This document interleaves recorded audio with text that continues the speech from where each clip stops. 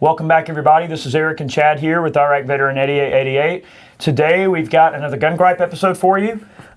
This is one that is kind of on the fly gun gripe. We were just talking about this at lunch, actually, and we came up with this idea. And I have to admit, this gun gripe, I'm going to be throwing my stepson under the bus a little bit. Oh, we're going to be throwing him under the bus. We're going to throw him under the bus big time because this is something that kind of came up. So the name of this gun gripe is Glamour guns. Or Fashionable Firearms. Fashionable Firearms, Glamour guns. So we're talking about things that people will put together a gun or build up a gun or configure a gun based solely on cosmetics and not performance. Cosmetics, aesthetics, just the way it looks, whatever the case is. So you guys have probably seen the Mall Ninja video that we made where we put together, this crazy AR with all this stuff all over it and everything. It has a really weird, crazy look to it.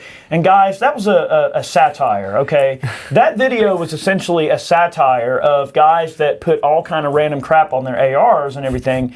And I guess this kind of goes along the same vein, but what we're talking about more in this video.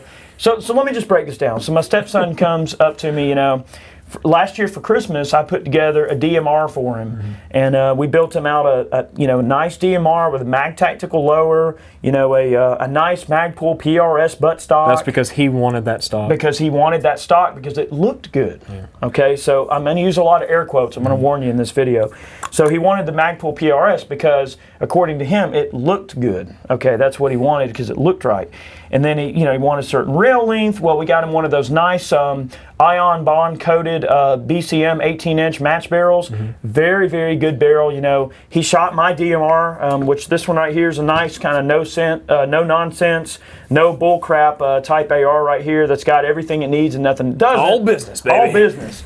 So he liked my all business kind of AR, and he wanted something very similar to that he could kind of make his own. He had we put him a 13-inch Geisley SMR rail on it, and he didn't like it because the gas block stuck out the end a little bit and didn't look good. Yeah, it poked out the end just a little bit. So, but that didn't look good enough, so we have to change it around. So basically, I've been kind of undergoing this transformation of this rifle that has been taken since Christmas of this last year up until now. And, mind you, he hasn't had a lot of time to get out and just really shoot the thing much. But again, it's always this, I don't like the way that looks. You dropped what were you telling me at lunch? You dropped an ACOG on there? Okay, so he liked the ACOG. It was on this gun, so we put an ACOG on his rifle. It was like a TA-31 with a nice donut reticle, like a 3.5 power optic, perfect match for just a good 400 or 500 yard combat type gun, which is kind of what the build was supposed to be, just kind of a nice thing. So he comes back to me, well, I want to swap this optic for something else because I thought about it and I don't like the way it looks. I don't like the way it looks. Well, what do you mean the way it looks? I mean, that's kind of like taking a hammer and going, that's one ugly hammer, Bob. I don't know if you can really drive a nail with that hammer.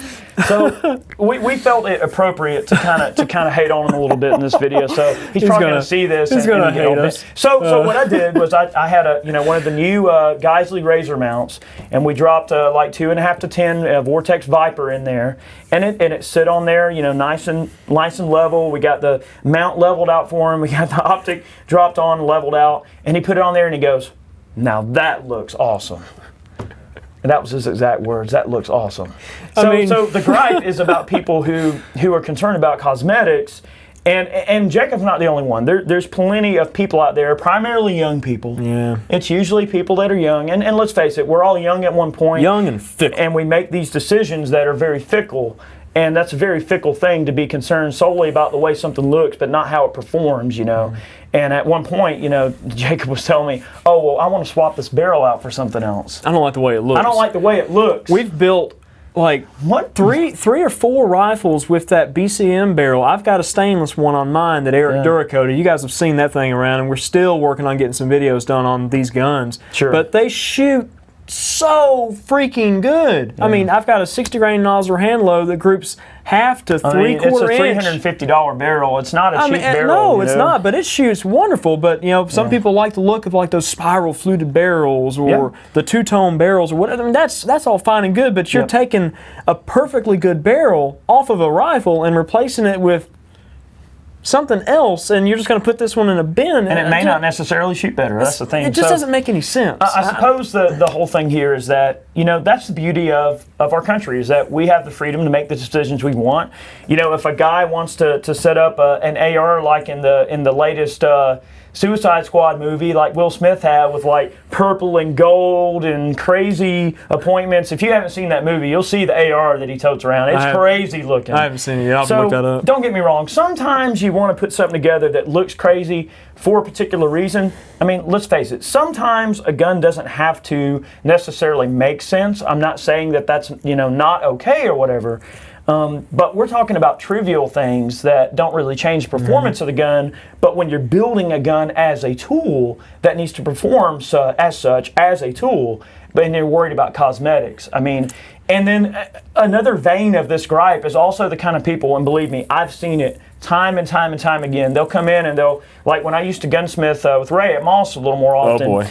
Guys would come in and they would say, hey man, I want you to Duracoat this thing like OD green and two-tone black and green, and dude, like stain the stock and do all this awesome stuff. And man, this thing's gonna be a life and liberty gun, man. This thing's gonna get dropped in my trunk, and if I gotta use it, I'm gonna pull it out, and man, it's gonna be awesome. And then bring the gun back like 2 weeks later. Oh, there's a itty bitty little scratch on the finish. I want you to touch it up. Like, dude, so are you gonna return a hammer to Home Depot because the little like knurls on the front of the hammer, the stippling gets like beat out from using it so much? Oh, I don't want this hammer anymore because it doesn't look good. It'd be more like, the painted oak handle or hickory handle or whatever on your axe is starting to chip off after you've used it for a few years, and you take it back to the store. It's like, I need to return this. A lady actually tried. I don't like the way it looks anymore, so I'm going to bring it back. When I worked at Home Depot, there was a lady, I kid you not, she returned a used rake that looked like it had been left out in the rain for like 5 years. Yeah. It's like, I don't need this anymore. Right. What? Well, the thing is, I suppose the overall scheme of this gripe, and I suppose the point that we're eventually trying to get to here. There's a point in there. There is a point. I promise there's a point. The point is, if you're going to build a gun as a tool, treat it like a tool. I mean, like this ACOG that's on here, this is an awesome 5.5 power ACOG. This sucker is awesome. But, it's got some little marks on it. It's got some scratches. This gun's got a little bit of handling wear here and there. I mean, you got some splooge or something like that coming out from there. Yeah. We got some grease or something like that? Probably some, and your upper and lower doesn't match. Oh, no. Yeah. I can't tell you how many times I've seen online, like there's entire forum posts like on AR15.com, and it's crazy. Like, how can I make my upper and lower match better? Like, what are you talking about? Well, one's kind of dull and one's kind of glossy. Yep. What? Even factory guns, the lower and upper won't match 100% of the time because they're anodized separately. I mean, and each batch of anodizing could be slightly different. I mean, use the thing. Let me tell you a weird thing about cosmetics, okay? I understand, I get it, okay? If you're going to spend your hard-earned money, some people want something that it looks a certain aesthetic, pleasing type of thing to them or whatever. That's fine. If you're going to spend your hard-earned money on a gun, you want it to look a certain way, well then by all means, make it look a certain way. What we're talking about is just the blatant, like... Fickleness when it comes to the way something is set up. I mean... Here's the thing, look at, this might be a bad example, but look at the music industry and look at guitars, okay? Oh, God, yeah. Like, there's a lot of companies like, all right, first one comes to mind, obviously, is a company like Fender, okay? If Fender makes a brand new, like, super elite Stratocaster or Telecaster or guitar or whatever, it's going to have a beautifully applied finish, hand oil rubbed neck, and every little detail is going to be just right when you buy the instrument and everything like that. But then Fender also offers like a Relic line where their guys will take a guitar with like a nitrocellulose finish, and they'll hit it with chains and smack it and drag it around in the parking lot and make it look like it's been toted in and out of a bar for the last 50 years. Some people like the aesthetic pleasing quality of a well-used and well-abused device, whether it's a gun, and there are people that have come to me before. Like, I had a guy that, his grandpa carried an M1 Garand, or actually an M1 carbine, in World War II, and he bought an M1 carbine, and he wanted a battle-worn looking M1 carbine. So this guy brought me a brand new really good condition USGI carbine, and he said, I want you to distress the stock, I want you to distress a little bit of the metal, give it some like even patina, make it look crazy. And I literally got paid to take that guy's gun and make it look like it was carried through, theater of war. And it actually looked pretty freaking convincing. There's a lot of the relicking that I did on that gun, I actually learned from guys in like the Fender custom shop. So like taking little lengths of chain and smacking it and getting those unique little dings that you're just not going to get any other way, and like just dragging it through like gravel of different size. I would have just traded in my inland that's all beat up. Well, just like, here you go. I'll just take this. You can have that one. But the thing is, the customer's always right. Yeah. And ultimately, if you're spending your money, you're always right too. Yeah. So the vein of this gripe is that, yes, there is a fickle side to people when it comes to, sometimes they're concerned about looks, nothing more, and they just don't understand the true performance of the rifle that they're building or something.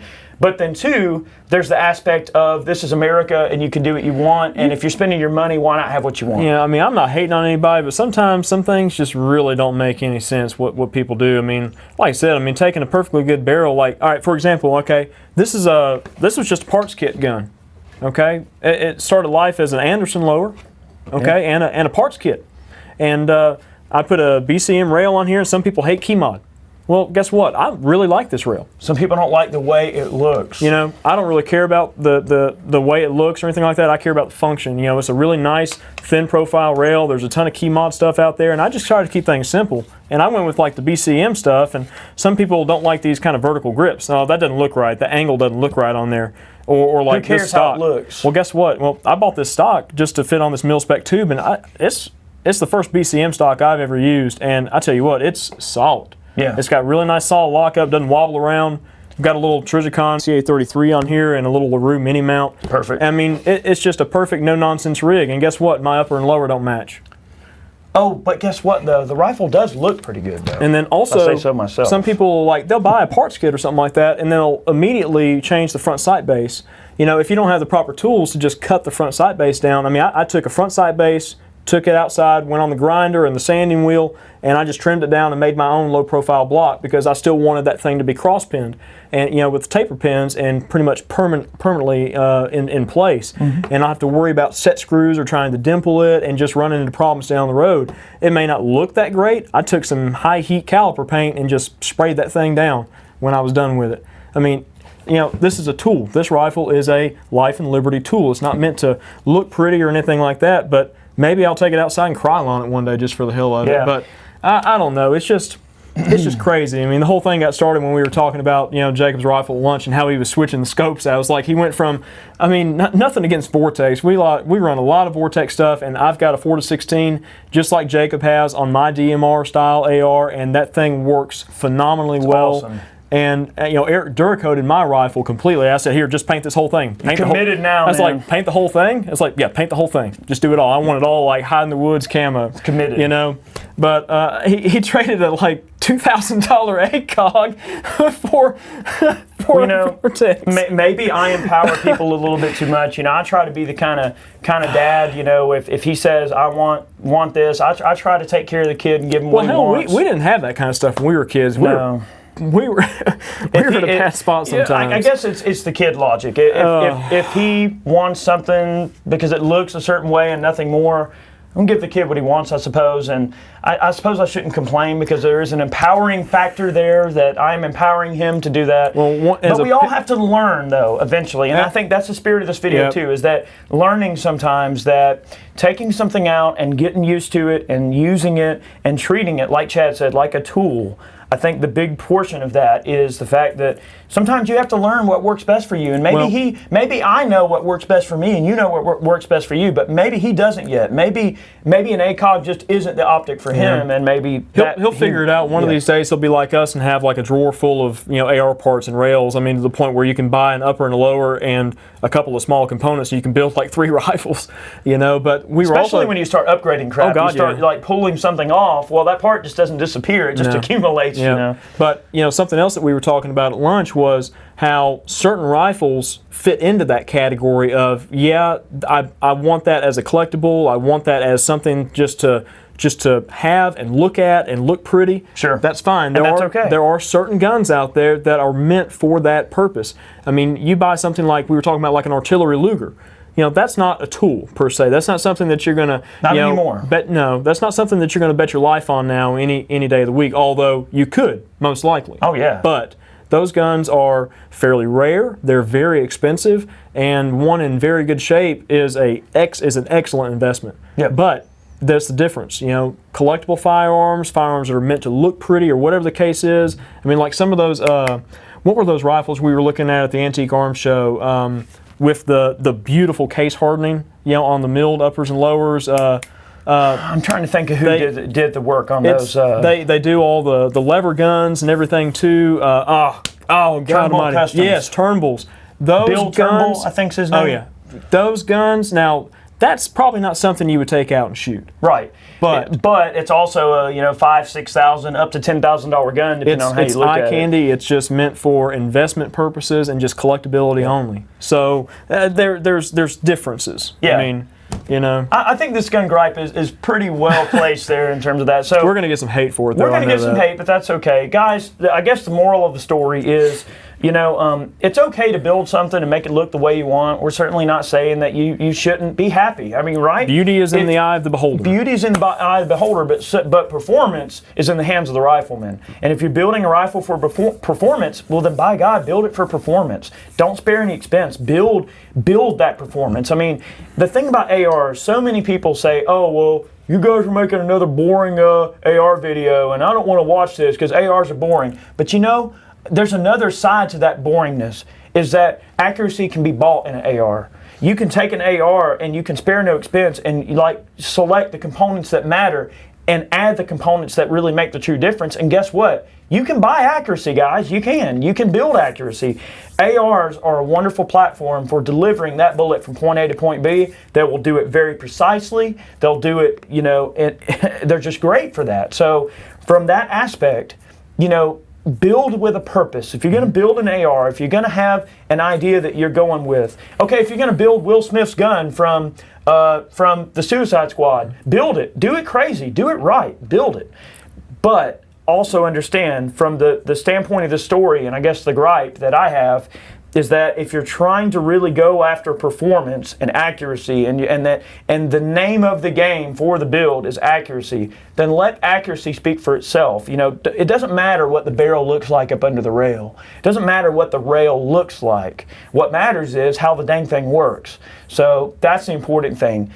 Pick something, stick to it, practice with it, get good with it, and you'll find that rifle will be your companion. I'll tell you what, some of the custom Cerakote, options and whatnot out there. There's a ton of companies that are doing that kind of stuff. Ryan up at Moss does a really good job on Cerakote, and I've actually been thinking about sending a couple of my guns up there just to have them do them up. And one of them's a 12.5-inch 300 blackout that I'm planning on just using for hunting applications mainly, and I just want it kind of high in the woods. Yep. And one of those things like cosmetics don't matter, but they do. I mean, I guess one of those things like in the middle there. Some people might not think that like a full-size rifle stock looks good on an SBR, but that's kind of the purpose. I like just simplicity on the hunting rigs and such. So it's just it's one of those things. It is. It is. It can be taken a lot of different ways. I mean, there's a lot of different camps there that you're trying to appeal to in this video. So what do you think? Let me know in the comment section below. Do you have a gun that you built just because you wanted it to be gaudy and crazy? I know I have. I've built guns specifically for Where's Fugly? The aspect of it being crazy. Oh, he's over there. Oh, sometimes a gun build doesn't have to make sense. So are you one of those guys that built something just because you can? Or are you one of those guys that built something because you don't care what it looks like, you just want it to perform well? Dude, that thing's ugly as hell. It is ugly, but I love it, and it's mine, and it's the only one like it. So are you one of those guys that likes the unique and the custom, and you don't care how it looks, but you just want it to perform well? Or are you one of those guys that every little nut and bolt, if you get one little speck of rust inside your screw, you're going to go screaming and to the gunsmith to pull it out and refinish it or something? So where do you fall in there? Where does that kind of correlate to you as a gun owner? I want to know. Let me know in the description box below or the comment section below. Guys, thank you for watching this particular gun gripe. We felt that this was kind of a fun little poke at some people, including a person from my camp, you know. This was kind of a poke at Jacob. So we're going to catch hell. You know, some people have faults. We all have faults, and I'm not saying it's a fault. But what we're saying in the video is that there is a different perspective as to performance versus looks and versus, you know, options that people want. You know? and trivial fact. I mean, like just the trivial nature of things and just how fickle people can be over just simple things that really don't matter. Yeah. I mean, I think that's kind of the general gist of this. It's just, I mean, don't be fickle over the small things. Oh, yeah. I mean, well, let us know in the comment section below where you fall in that category. Did we leave a certain type of person off of this list? Is there somebody that, you know, where you're thinking, well, you didn't mention the such and such type of guy? Is there somebody we left out? Let us know in the comment section below. So, guys, thank you for watching today's video. We have many more gun gripes on the way. A lot of these gun gripes, guys, are ones that you people submit to me. So, like, y'all will email me, and we'll print out the good ones, and we usually will try to get to everybody's, you know, gun gripes when they submit them. Hey, I'm going to go re-Duracoat that for you right now because that bolt's got a little bit of wear on it. Yeah, see that is not going to do. I can't do for that. And that the front of that bolt is also not green. I can't have that. That ain't going to work. Yeah, go Duracoat that. All right, guys, thanks for watching. We'll catch you next time.